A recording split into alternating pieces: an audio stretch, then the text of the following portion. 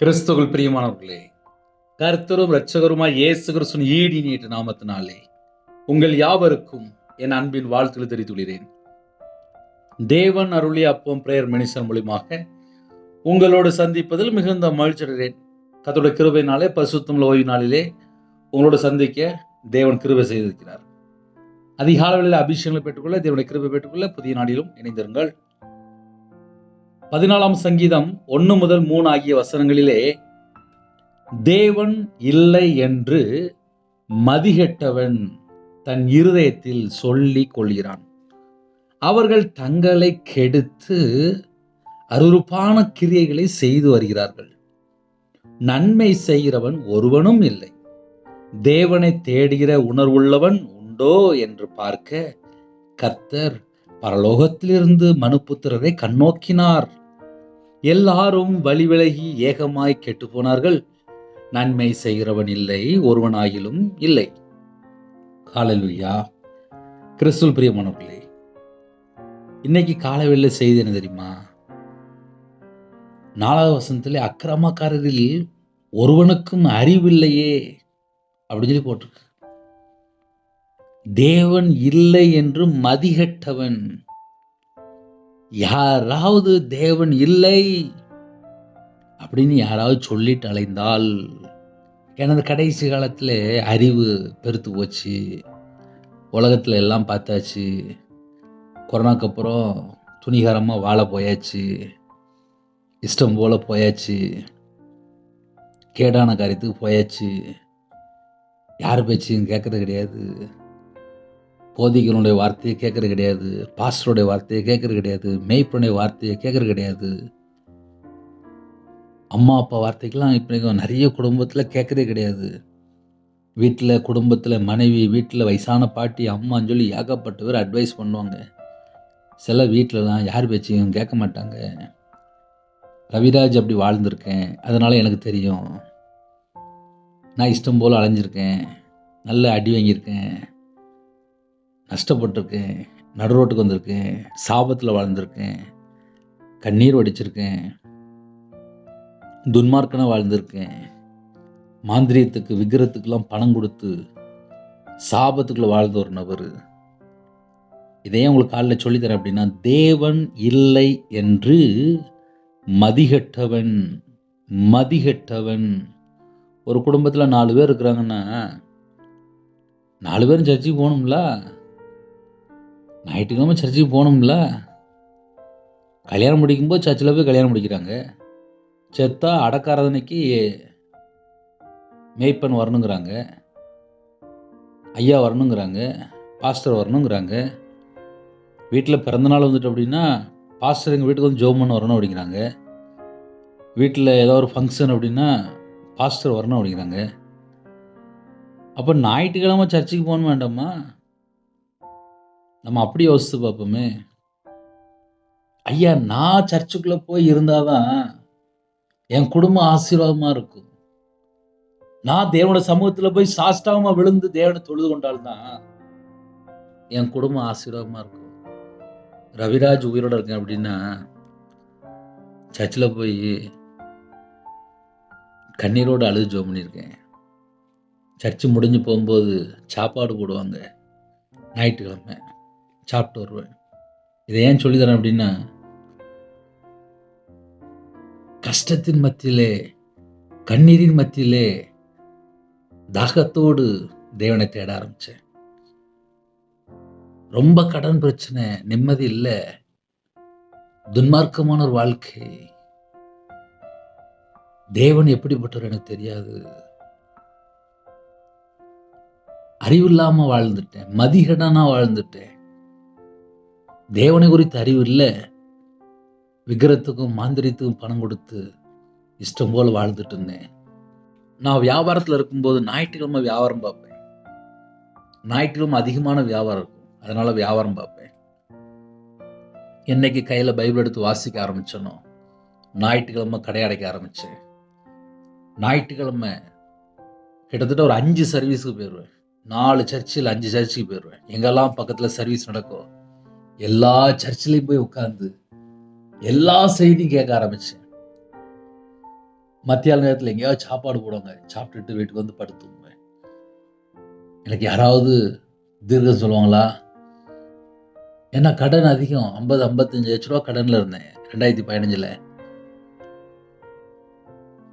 தேவனை தேட ஆரம்பித்தேன். 2016 முழு நேர ஊழியத்துக்கு வந்தேன். 2015 சொந்த வீடை விற்றேன். வியாபாரத்தில் கடன், கஷ்டம், நிந்தைகள், அவமானங்கள், கண்ணீர் எல்லாம் இருந்துச்சு. 2016 எதுவுமே வேண்டாம், எல்லாமே போயிட்டு, எல்லாமே போட்டாச்சு. வேண்டாம், வியாபாரம் வேண்டாம், ஊர் வேண்டாம், சொந்த ஊர் வேண்டாம், எல்லாம் போட்டு போயாச்சு. போதும்.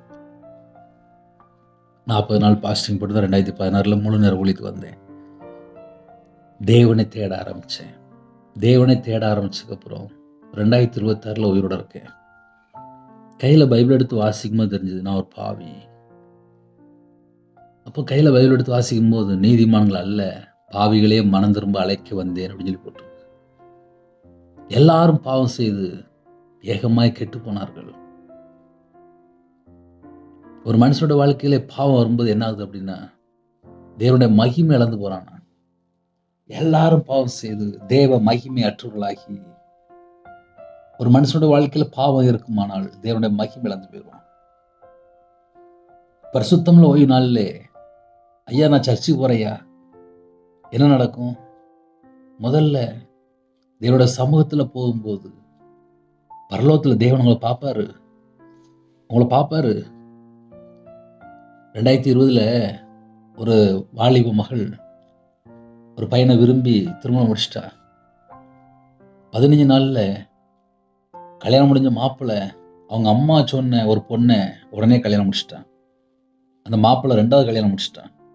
இந்த மகளுக்கு தற்கொலை முயற்சி. ஜெபிக்க வந்தா. ஜெபிக்கும் போது நிறைய காரியங்களை ஆலோசனையே சொன்னேன். இன்னைக்கு வரையும் உயிரோட இருக்கா.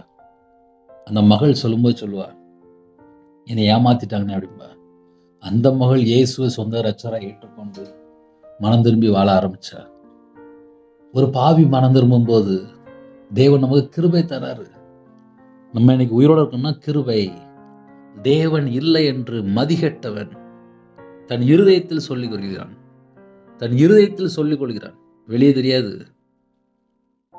ஞாயிற்றுக்கிழமை சர்ச்சுக்கு போகணும்ப்பா அப்படின்னா, போறேன் அப்படிமா, அவ்வளோதான். ஆனால் போக மாட்டான். ஏன்னா இருதயத்தில் நம்பிக்கை இல்லை. தன் இருதயத்தில் சொல்லிக் கொள்கிறான் தேவன் இல்லை என்று மதிகெட்டவன், மூளை இல்லாதவன் அப்படின்னு சொல்லி அர்த்தம். சிம்பிளா சொல்லணும் அப்படின்னா, தன் இருதயத்தில் சொல்லிக் கொள்கிறான். இதை கண்டுபிடிக்க முடியாதுல்ல. இது வெளியே இல்லை, இது இருதயத்தில் உள்ள ப்ராசஸ். இது உள்ள மட்டும்தான் தெரியும். அவன் இருதயத்துல சொல்லிக் கொள்கிறான். இப்ப அப்படிப்பட்ட ஜனங்கள் இந்த கடைசி காலத்திலே தேசத்துக்குள்ளே கொடிய காலத்துல தான் போயிட்டு இருக்கோம். நிறைய குடும்பத்துல சர்ச்சுக்கெல்லாம் போக மாட்டாங்க. ஏன்னா அவங்களுடைய நம்பிக்கை ஃபுல்லா உலக வழிபாடு, விக்கிரத்துக்குள்ளே இஷ்டம் போல தாறுமாறான ஒரு வாழ்க்கைக்குள்ளே போயிட்டு இருப்பாங்க. யாரெல்லாம் தேவன் இல்லை என்று மதிகேடன் தன் இதயத்தை சொல்லிக் கொள்கிறானோ அவர்கள் தங்களை கெடுத்து, அவங்க வாழ்க்கை பார்த்தா கெட்டுப்போன ஒரு வாழ்க்கையா இருக்கும், நல்ல வாழ்க்கையா இருக்காது.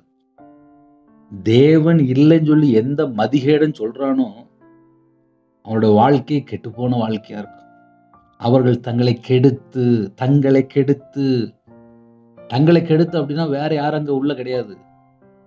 தேவன் இல்லைன்னு சொல்லி யார் ஒருத்த தூசிக்கிறானோ அவர்கள் தங்களை கெடுத்து அருவருப்பான கிரியைகளை செய்து வருகிறார்கள்.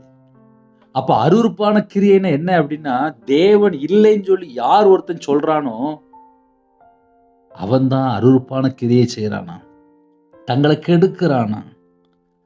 நன்மை செய்கிறவன் ஒருவனும் இல்லை, தேவனை தேடுகிற உணர்வுள்ளவன் உண்டோ என்று பார்க்க கர்த்தர் பரலோகத்திலிருந்து மனுபுத்திரரை கண்ணோக்கினார்.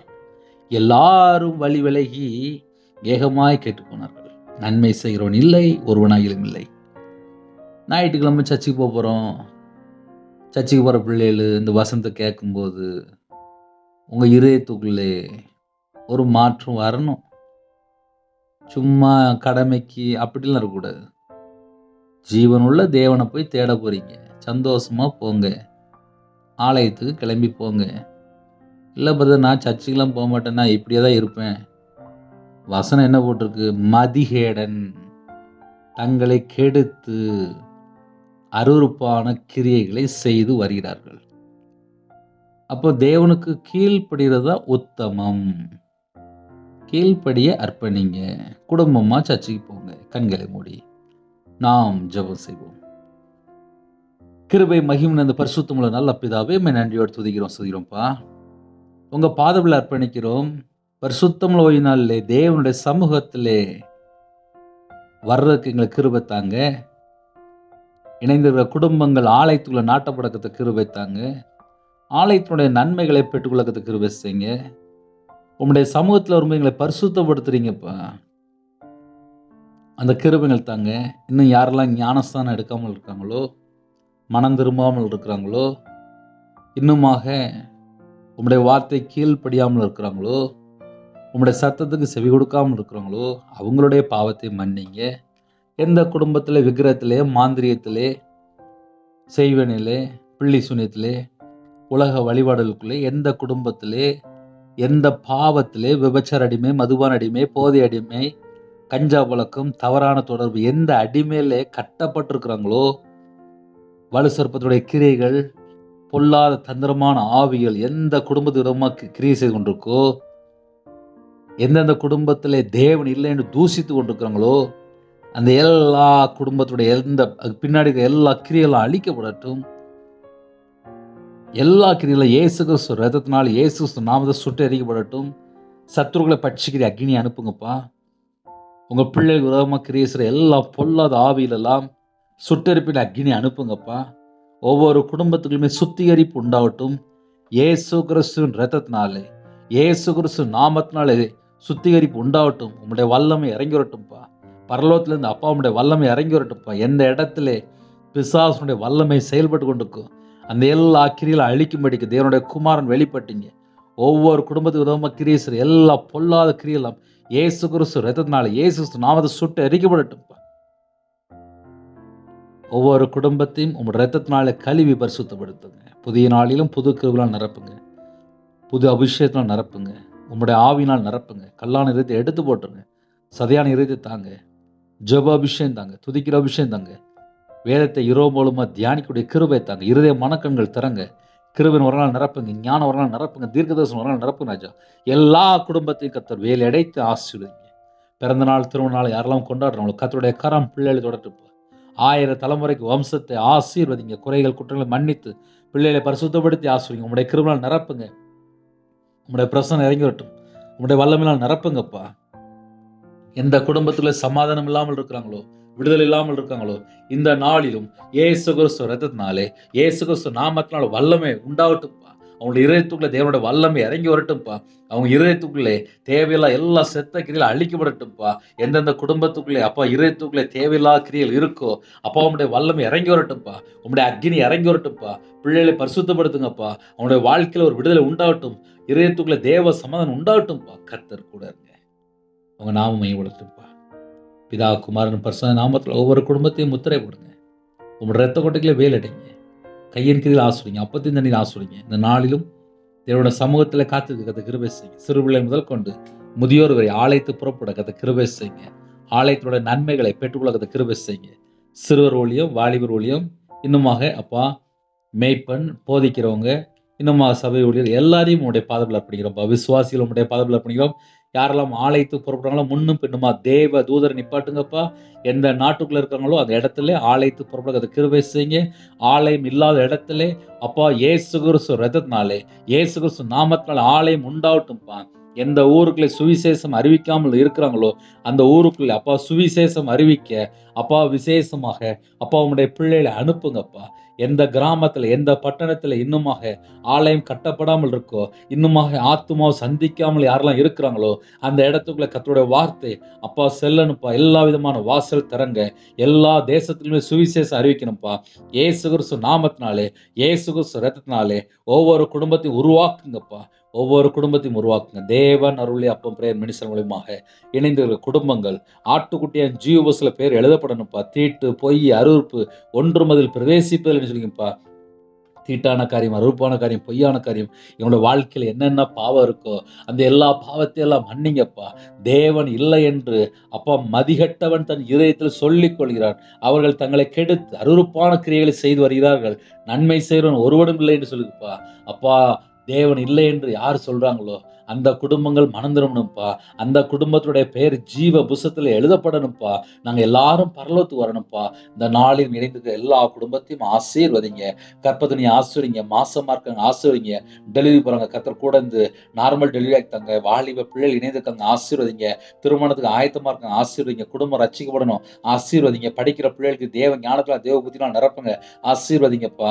திருமணம் முடிந்து யாரெல்லாம் கஷ்டப்படுறாங்களோ அந்த கஷ்டத்தை எல்லாவற்றையும் மாற்றி குடும்பமா இணைந்து வாழ, சமாதானமா வாழ, தேவ ஆசீர்வாதத்தோடு நிரம்பி வாழ கத்த கிருபை செய்யுங்க ராஜா. இணைந்திருக்கிற எல்லா குடும்பமும் இயேசு கிறிஸ்து ரத்தத்தினால இயேசு நாமத்தினால ஆசீர்வதிக்கட்டும். சில குடும்பத்துல விதவையா இருக்காங்க, அம்மா அப்பா இல்லாம இருக்காங்க, திக்கற்ற பிள்ளையா இருக்காங்க, ஹாஸ்டல்ல இருக்காங்க, ஹோம்ல இருக்காங்க, முதியோரத்துல இருக்காங்க, வெளிநாட்டுல இருக்காங்க, வேற ஜனங்கள் வேற நாட்டுக்குள்ள இணைந்திருக்காங்க. எல்லாரையும் உங்களோட ரத்த கோட்டைகளை வேல் அடைங்க. கிறிஸ்துக்குள்ள நாங்க ஜெனிபிக்கப்படும் ராஜா.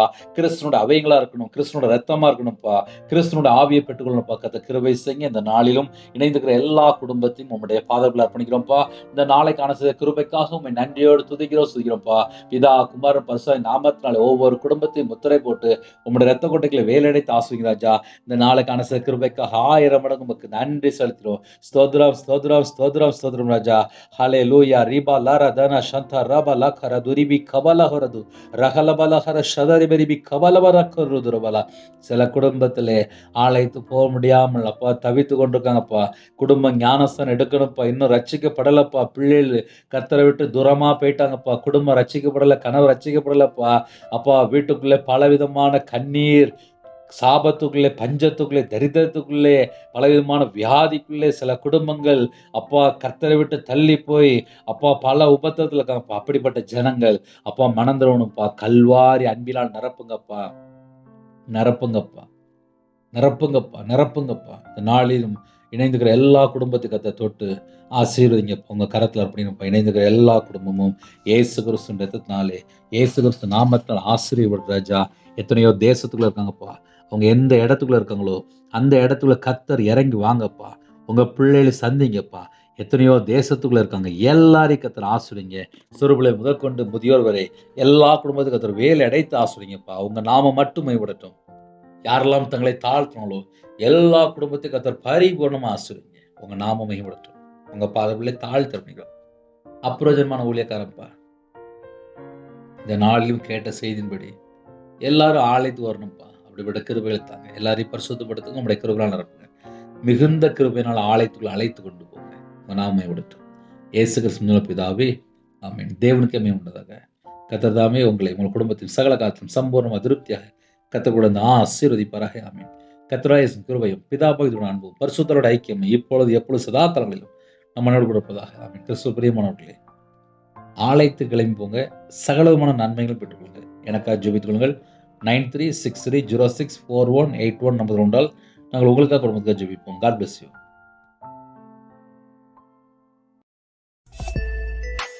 Thanks for watching. Please subscribe our channel. Click the like and share. Click the bell. God bless you.